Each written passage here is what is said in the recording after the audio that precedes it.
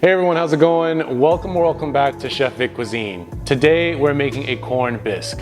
Now the essence of summer is really captured in this dish with its sweet and creamy flavor, making it irresistible for any season of the year.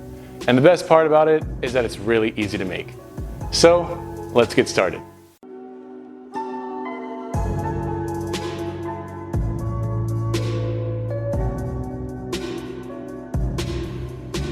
So diving right into this recipe, we're going to start off with some meal prep. And for that, we're going to need 2 cups worth of leeks that have been thinly sliced. And it's important that you just use the white and light green parts of the leek.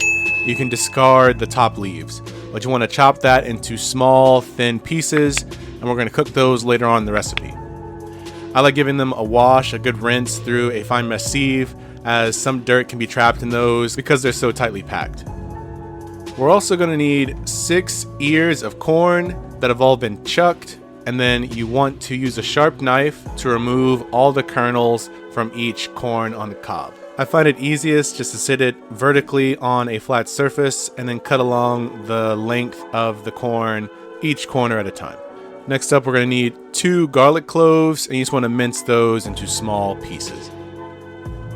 So now in a large pot set over medium heat, or 350 degrees Fahrenheit or 176 degrees Celsius, we want to add in 4 tablespoons worth of unsalted butter. We're going to add in our thinly sliced leeks and then saute those until they become tender, which should take about 5 to 6 minutes. Following that, we want to add in our corn kernels, 1 to 2 bay leaves, as well as our minced garlic. And we're going to continue to cook this for 3 to 4 minutes, tossing it around ever so often. Now you want to pour in 3 cups worth of chicken stock over the ingredients in the pot. And once that's added, we also want to boost the flavor by adding in 1 teaspoon of salt, 1 teaspoon of freshly ground black pepper, as well as a 1/4 teaspoon of cayenne pepper. You want to stir this and allow this all to simmer on low heat for about 20 minutes. After the 20 minutes, you want to remove the bay leaf and then transfer the bisque to a blender or a food processor, or you can even use an immersion blender.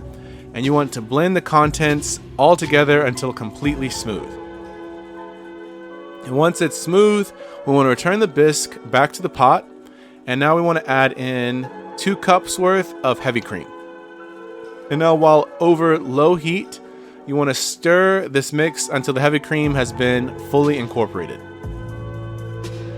You always want to taste test, and then you can always season with additional salt, black pepper, or cayenne as you like and as needed.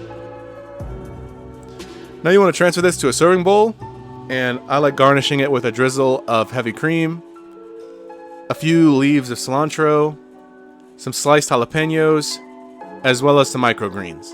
And with those final touches, this corn bisque is ready to be served and enjoyed. Congrats, you've made one delicious meal right at home.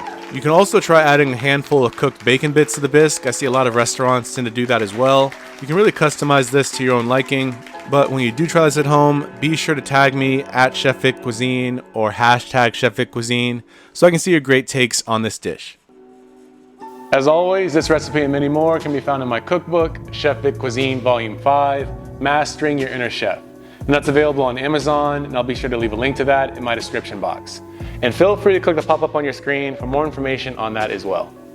Thank you all so much for watching. I really hope you enjoyed learning how to make this corn bisque. And if you did, make sure you smash that like button for me. It's one of the best ways to show support for the channel. And if you haven't done this already, also hit that subscribe button too. And feel free to share this recipe with all your family and friends.